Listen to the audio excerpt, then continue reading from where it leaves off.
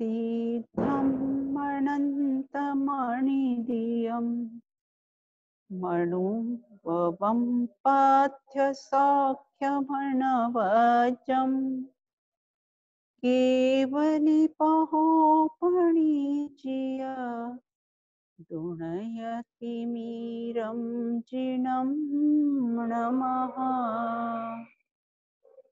गति गति सब कोई कहे, गतियों का मर्म न जाने कोय, आत्म को जाने बिना गतियों का फेर मिटे ना कोय, गतियों का फेर मिटे ना कोय। यहाँ आज इसलिए विलंब हुआ है कि नीचे धनतेरस की पूजा हो रही थी, बस वो पूजन को बीच में छोड़कर ही मुझे आना पड़ा, लेकिन क्लास की बात थी इसलिए चलिए क्लास अपनी स्टार्ट करती हूँ। आज ये हमारी अंतिम क्लास है और इस प्रकरण को समझने से हमें क्या लाभ है? आवाज आ रही है आपको? जी हाँ, तो अंतिम अपनी क्लास है और इस प्रकरण को समझने से हमें क्या लाभ है, आज हम इस विषय पर चर्चा करेंगे कि हमने विगत कई दिनों से अपनी क्लास चल रही थी और उसको समझने से हमें क्या क्या लाभ हुए हैं। सबसे प्रथम लाभ तो ये है कि आयुष कर्म का बंध कभी भी हो सकता है। आयुष कर्म का बंध कभी भी हो सकता है, यह जानकर हमारा निरंतर अंतरोन्मुखी पुरुषार्थ जागृत रहता है। क्योंकि हमने जब आयुष कर्म के बारे में पढ़ा था कि और जैसे मति वैसे गति, तो इसमें किसी भी समय हमारा आयुष कर्म का बंध हो सकता है, चाहे हम गर्भ में हो, चाहे जन्म लिया हो, चाहे बालक हो, चाहे विग्रह गति में हो, चाहे 40 वर्ष की आयु हो, 60 की, 80 की, किसी भी में हमारा आयु का बंध हो सकता है। ऐसा हमको जब हमने इस प्रकरण से जाना तो हमें निरंतर अंतरोन्मुखी पुरुषार्थ हमारा जागृत होता है कि हम कभी भी समय हमारा आयुष कर्म का बंध हो सकता है। इसलिए देखो, पेट्रोल के उसमें तो संकेत हमें मिल जाता है कि पेट्रोल खत्म होने वाला है, लेकिन आयुष कर्म का कैसा है, भरोसा नहीं है कि कब कब फोन डेड हो जाए और कैसा है कब गैस खत्म हो जाए। आपके यहाँ तो नहीं, इंडिया की बात कर रही हूँ कि कब गैस खत्म हो जाए और रोटी तवे के तवे पर रह जाए। इसलिए ऐसा जब हमें ज्ञात हुआ तो हम हमेशा अलर्ट रहेंगे कि पता नहीं कब आयु कर्म का बंद हो जाए। तो हमारा निरंतर अंतरोन्मुखी पुरुषार्थ कैसा होता है, जागृत होता है। हम आयुष कर्म रूपी मुख के कब ग्रास बन जाए, इसलिए जब लो न रोग जरा गहे तब लो झटती निज हित करो। इस प्रकार की प्रेरणा हमें इस प्रकरण को समझने से मिलती है। शार्दुल तत्व ब्रह्म रूपम, हे शार्दुल तुम कैसे अपने ब्रह्म स्वरूप का चिंतन करो, ऐसी प्रेरणा हमको इस प्रकरण को समझने से मिली है। दूसरा पॉइंट अपना ये है कि इस शरीर के साथ जीव का रहने नहीं रहने का नियामक कारण आयुष कर्म है, अन्य कोई नहीं। यह समझ में आ जाने से शरीर को टिकाने के लिए अन्याय, अनीति, अभक्ष और असदाचार आदि रूप दुष्प्रकृतियों का नष्ट हो जाने से जीवन शुद्ध, सात्विक, सदाचारमय हो जाता है। सेकंड पॉइंट हमारा क्या था कि इस शरीर का मतलब इस शरीर में जीव कब तक रहेगा, कब तक नहीं रहेगा, इसका नियामक कारण अर्थात निश्चित कारण कौन सा है, आयुष कर्म है। अन्य कोई नहीं। हम क्या मानते हैं कि ये दवाइयों से शरीर टिक जाएगा, योगा करने से शरीर टिकेगा, कम भोजन करेंगे तो आयुष हमारी लंबी रहेगी। या कहते भोजन बिन नरकों में जीवन, भरपेट मनुष्य क्यों मरता है।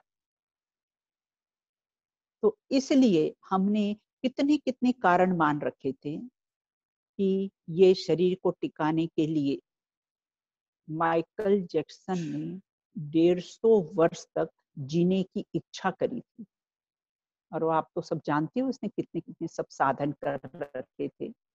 इसलिए देखो धीरू भाई अंबानी स्पेशल प्लेन से यूएस से डॉक्टर को बुलाया था। लेकिन हमें ये निर्णय हो जाए कि शरीर में हमारा रहना नहीं रहना वो आयुष कर्म का डिपार्टमेंट है। हमारे भोजन से, दवाई से, इनसे हमारा कैसा है जीवन चलने वाला नहीं है, टिकने वाला नहीं है। अतः इस शरीर को टिकाने के लिए हम अन्याय, अनीति और अभक्ष और असदाचार में आदि दुष्प्रवृत्तियां हमारी नष्ट होकर शुद्ध सात्विक जीवन जीते हैं। हम यहाँ कहते अन्याय मतलब गवर्नमेंट के कोई रूल्स को फॉलो नहीं करना, वह कैसा है अन्याय है। तो हम इस देह को टिकाने के लिए हम अन्याय करें तो इस प्रकरण को समझने की कि देह का टिकना नहीं टिकना तो कैसा आयुष कर्म का डिपार्टमेंट है। उससे जिंदगी एक पल कभी को ई बढ़ा नहीं पाएगा, रस रसायन सुत सुभट को ई बचा नहीं पाएगा। कौन? रस भोजन, रसायन मतलब दवाइयाँ, सुभट बहुत सारे बॉडीगार्ड्स रख लें तो हमारी जीवन की रक्षा करेंगे। बोले रस, रसायन, सुत, सुत मतलब पुत्र इत्यादि हमारी रक्षा करेंगे, हमारे आयुष कर्म को बढ़ा देंगे। तो इस प्रकार से यहाँ ये कहते कि अन्याय, अनीति, अनीति मतलब जो हमारे समाज में जो सामाजिक रूल्स बनाए हैं उसको फॉलो नहीं करना, उसका नाम कैसा है अनीति है। और अभक्ष, अभक्ष का सेवन करना अर्थात कैसा है बहुत से लोग जिनको हार्ट की प्रॉब्लम हो जाती तो लहसुन इत्यादि का सेवन करते हैं और भी अभक्ष दवाइयों का सेवन करते हैं। तो यहाँ कहते अन्याय, अनीति और अभक्ष और असदाचार में आदि रूप दुष्प्रवृत्तियां नष्ट होकर हमारा जीवन कैसा हो जाएगा, शुद्ध सात्विक जीवन हमारा होगा। तो ऐसा जानकर कि यह तो शुद्ध सात्विक सदाचार में जीवन होगा तो हम ये अभक्ष इत्यादि के सेवन से बच जाएंगे। इस प्रकरण को समझने से हमें कैसा होता है, ये लाभ होता है। तो कौन इस देह के लिए पाप करे, कौन इस देह के लिए पाप करे, विचार करे। इस देह के लिए हम पाप करते ना, तो इस प्रकरण को समझने के लिए, इस देह को टिकाने के लिए कोई भी हम अन्याय, अनीति, भक्ष का सेवन नहीं करेंगे। ये हमें समझ में आ जाता है और हमारा जीवन कैसा है, शुद्ध सात्विक सदाचार में जीवन हो जाता है। देखो अटल जी को संसद में मारने के लिए आए थे लेकिन गोली साइड से निकल गई। अपना आयुष कर्म शेष होगा तो कोई हमको मार सकता नहीं है और हमारा आयुष कर्म समाप्त हो जाएगा तो कोई हमको कैसा जीवित करा सकता नहीं है। ये समझ में आने से हम व्यर्थ के आकुल व्याकुल होने से भी कैसे हैं बच जाते हैं। तीसरा पॉइंट है यह शरीर आयुष कर्म के कारण टिकता है, ऐसा जानकर साम्य भाव उत्पन्न होती है, समता भाव उत्पन्न होता है हमें। लाखों वर्षों तक जीवूं या मृत्यु आज ही आ जावे। लाखों वर्षों तक ये शरीर जिए या मृत्यु आ जाए, मैं तो कैसा हूँ? आत्मा हूँ। मैं कैसा हूँ? अजर अमर हूँ। मैं शाश्वत हूँ। मैं सदा काल रहने वाला हूँ। मेरा कभी मरण होता नहीं है। और ये शरीर का आयुष कर्म के कारण टिकने से, देखो, हम वृद्धावस्था हो गई या अचानक कभी कोई बीमारी आ गई, परिवार वालों ने अच्छी सेवा सुषुम्ना नहीं की, अच्छे डॉक्टर को नहीं बताया, शायद अच्छे डॉक्टर को बता देते तो कैसे कुछ दिन और जीवित रह जाते, पुत्र पुत्रादिक ने अच्छी तरह से सेवा नहीं की, ये सारे विकल्पों का समाधान हो जाता है। क्यों होता है? क्योंकि ये देह का टिकना नहीं टिकना आयुष कर्म का डिपार्टमेंट है। आयुष कर्म के अनुसार टिकता है। इसलिए परिवार वालों पर, समाज वालों पर जो हम आक्षेप विक्षेप लगाते हैं, डॉक्टर्स पर हम आक्षेप विक्षेप लगाते हैं, उन सब का कैसा है, इससे समाधान हो जाता है। और जीवन हमारा कैसा है? समतामय, साम्य भाव में हमारा जीवन होता है। और कैसा है? भूकंप आ गया, भूकंप आते हैं, टेररिस्ट आते हैं, ये आते हैं, सब में समता भाव। निज आयु छय से मरण हो, यह बात जिनवर ने कही। एक पल भी जिंदगी बचाने की तो बात बहुत दूर है, एक पल भी कभी कोई बचा नहीं पाएगा। तो एक पल भी कभी कोई बचा सकता नहीं है। और यह संसारी जीवों की स्थिति आयुष कर्म के अधीन है। यह समझ में आ जाने से ग्रहित और अग्रहित मिथ्यात्व का भी त्याग हो जाता है। कैसे? ग्रहित मिथ्यात्व का कैसे त्याग होगा? इस देह को टिकाने के लिए हम गुरु कुदेवों की शरण में चले जाते हैं, तांत्रिकों की शरण में चले जाते हैं कि ये हमारी जीवन को कैसा है, बचा पाएंगे। तो इससे ये समझ में आता है कि देह इनसे ग्रहित मिथ्यात्व के सेवन से नहीं टिकती है। और अग्रहित मिथ्यात्व का कैसा है, त्याग होता है। अग्रहित मिथ्यात्व अर्थात जो अनादि का जो मिथ्यात्व है कि मैं शरीर को बचा सकता हूँ, मैंने किसी को मार दिया, मैं किसी को बचा सकता हूँ, इत्यादि जो भाव हैं, इनका भी कैसा है, त्याग हो जाता है। तो ग्रहित और अग्रहित, छडाला में ग्रहित और अग्रहित मिथ्यात्व की चर्चा आई है, आप सब लोगों ने पढ़ी है।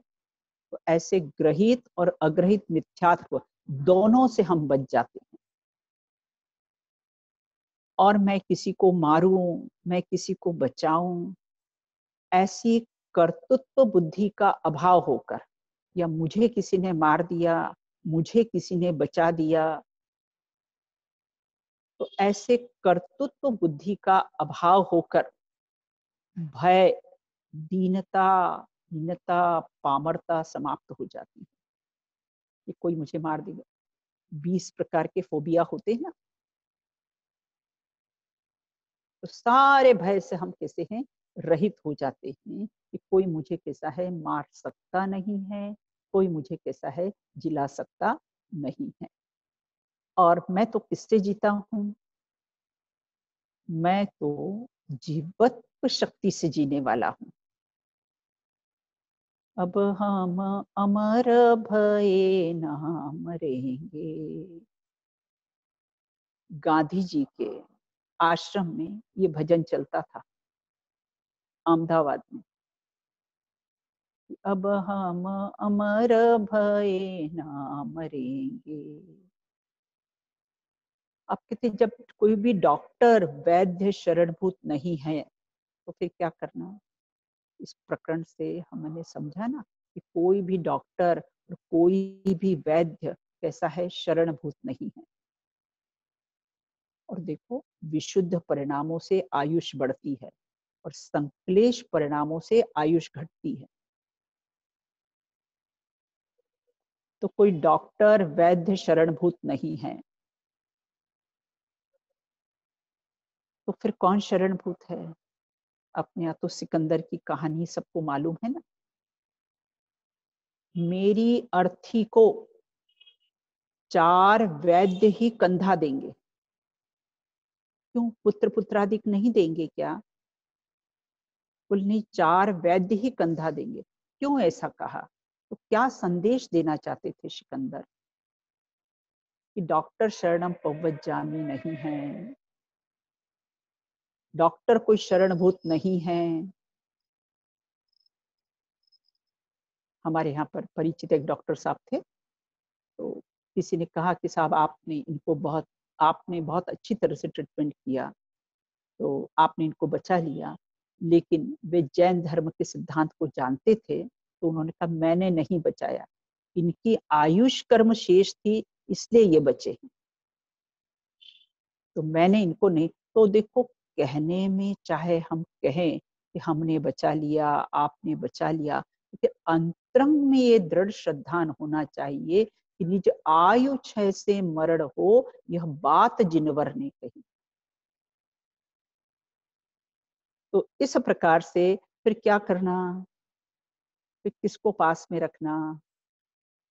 धर्मात्मा निकट हो, चर्चा धर्म सुनावे, मैं सावधान रहूं, गाफिल न होने पाऊं। कौन निकट होना चाहिए? धर्मात्मा निकट होना चाहिए। धर्मात्माओं के निकट रहना, धर्मात्माओं के निकट रखना। अपने इंदौर के सर सेठ हुकुमचंद जी थे, एक उम्र के बाद उन्होंने ब्रह्मचर्य व्रत धारण कर लिया, और इतना बड़ा उनका इंद्र महल था, उसको छोड़कर वहीं पर साइड में 2-3 रूम्स बना लिए और अपने पास में ब्रह्मचारियों को रख लिया। धर्मात्मा निकट हो, चर्चा धर्म सुनावे, वह सावधान रखे, गाफिल न होने पावे। तो धर्मात्मा को कैसा है, निकट रखना चाहिए। अभी हमारे एक परिचित थे, जब अंतिम समय आया तो उनके पत्नी और पुत्र आदि उनके सामने नहीं गए, और सब अपने धर्मात्मा लोगों को सामने कर दिया, ताकि मोह के कारण परिणाम नहीं बिगड़ जाए। तो इस प्रकार के से जो सावधान रखेंगे, वो देह मरे पर मैं नहीं मरता, अजर अमर मैं आत्म स्वरूपी। महाभारत में भी अर्जुन को गुरु द्रोणाचार्य ने कहा था, वो बाण नहीं उठा रहे थे तो क्या शिक्षा दी थी? उन्होंने कहा थे, अरे तुम्हारे सामने जितने खड़े हैं वे सब शरीर धर्मी हैं, आत्मा अजर अमर है, आत्मा मरता नहीं है, इसलिए तुम निशंक होकर बाण चलाओ। तो धर्मात्मा निकट होंगे तो किसी धर्म की चर्चा करेंगे, सिद्धांतों का प्रतिपादन करेंगे। और कहते हैं कि शरीर तो नियम से छूटना ही है, ये तो अकाट्य नियम है, सभी लोग जानते हैं कि शरीर तो नियम से छूटना ही है। ऐसा जानकर भेद ज्ञान की भावना जागृत होती है, क्योंकि मौत से किसकी रिश्तेदारी है? आज तुम्हारी तो कल हमारी बारी है। तो ऐसा जानकर कि नियम से देह छूटेगी, इस देह को राख होने से कोई बचा नहीं सकता है और मुझे कोई मार नहीं सकता है। ऐसा जानने से निरंतर इस देह के प्रति किसी भेद ज्ञान की भावना जागृत होती है कि देह भिन्न है, मैं भिन्न हूँ, देह भिन्न है, मैं भिन्न हूँ, देह भिन्न है, मैं भिन्न हूँ, ऐसी भावना जागृत होती है। देह मन वाणी से मैं सदा पृथक ही हूं। हमारे परिणाम ही हमारा भविष्य है। क्या कहा? हमारा परिणाम ही हमारे भविष्य हैं। अपन ने पूरे प्रकरण में पढ़ा ना, जैसे परिणाम करेंगे बस वैसा ही हमको फल की प्राप्ति होगी। क्योंकि जैसे मति वैसे गति, जैसा चेहरा होगा वैसी ही फोटो आएगी। चेहरा ऐश्वर्या का हो, फोटो अफ्रीकन की आए, ऐसी अनीति संभव नहीं। तो जैसा परिणाम होंगे बस वैसा ही हमको फल मिलेगा। इसलिए हमारा भविष्य क्या होगा बोले, हमारे परिणाम ही हमारा भविष्य है। क्योंकि जैसे मति वैसे गति, ऐसा का भय रहता है। क्योंकि निर्मल परिणाममय, और हमारा जीवन कैसा होता है, निर्मल परिणाममय हो जाता है। ये हमको लाभ होता है इन, मतलब धर्म को पढ़ने से, सुनने से, समझने से जीवन बिल्कुल निशंक हो जाता है। किसी प्रकार की कोई भी कैसी है शंका रहती ही नहीं है, बिल्कुल निशंक जीवन होता है।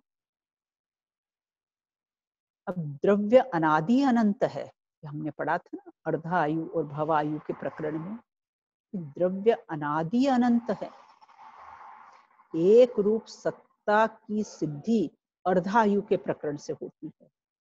द्रव्यार्थिक का विषय द्रव्य की मुक्तता से कथन किया जाता है।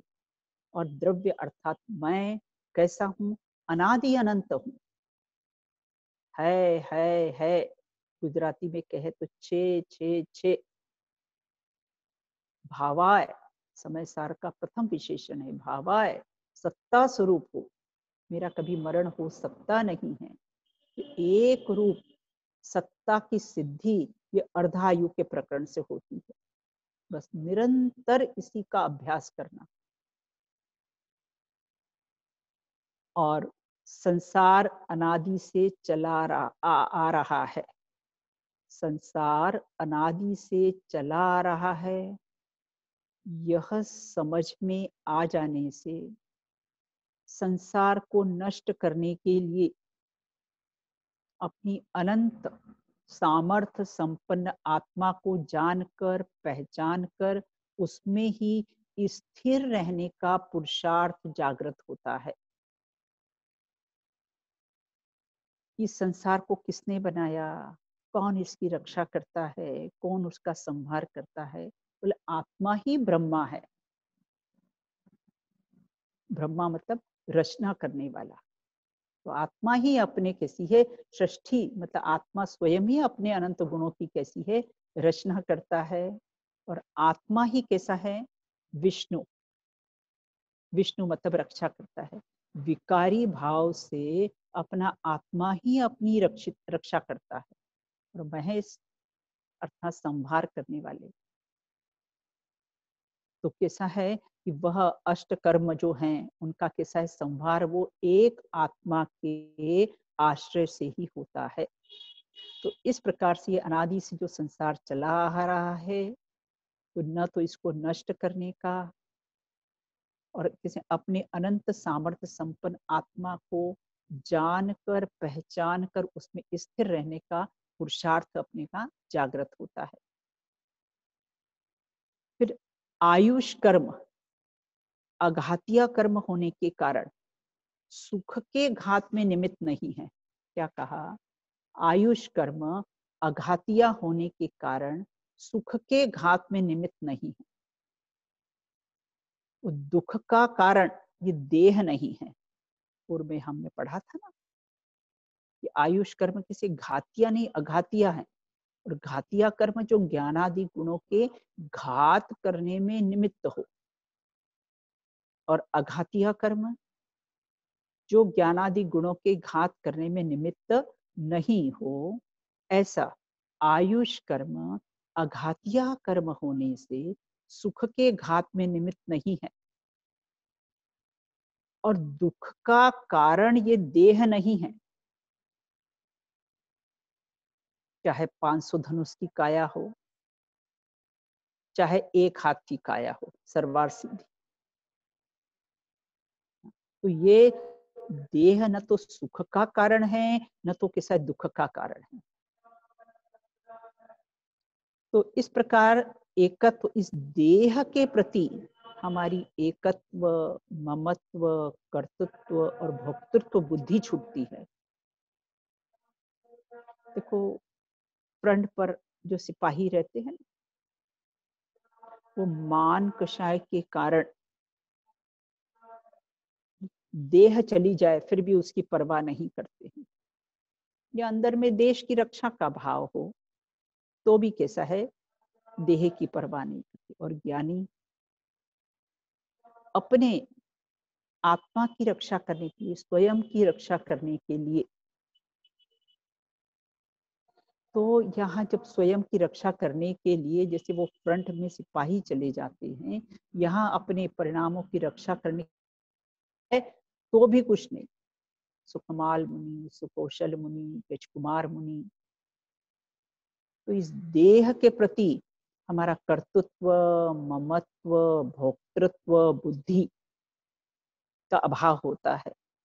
और शरीर के रहते हुए भी हमारा स्तौनमुखी पुरुषार्थ जागृत होता है और हम कैसे हैं, सुखी हो जाते हैं। इसलिए इस प्रकरण को समझने से अपने को कैसे हैं, ये आयुष कर्म का जो प्रकरण हमने समझा था उससे अपने को ये लाभ हुए हैं। और पूर्व में भी जो हमने जैसे मति वैसे गति ये पढ़ा था, तो इसमें हमको निष्कर्ष के रूप में यही निकला कि हमको अपने परिणामों की निरंतर संभाल करनी चाहिए। कि पता नहीं आयुष कर्म का बंधक कब हो जाए, इसने निरंतर, कि हमारे मति के अनुसार ही हमारी गति डिसाइड हुई। इसलिए हमें कैसा है, अपने परिणामों की निरंतर संभाल करना चाहिए।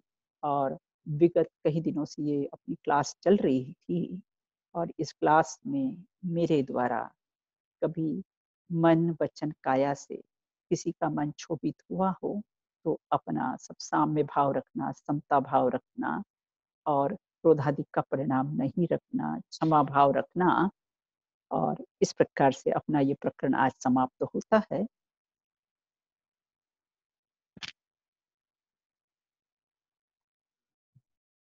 जय जिनेन्द्र, जैसे आपने आज बता, हाँ? कोई स्तुति या वगैरह कोई बोलना चाहेगा? अंतिम अपन बोल लेते हैं। चैतन्य का ही स्मरण प्रतिक्षण करो रे, भव के अनंत दुख को पल में हरो रे। अक्षय अनंत सुख सौख्य निधान पाओ, गावो अरे नित इसी के गीत गाओ, गाओ अरे नित इसी के गीत गाओ।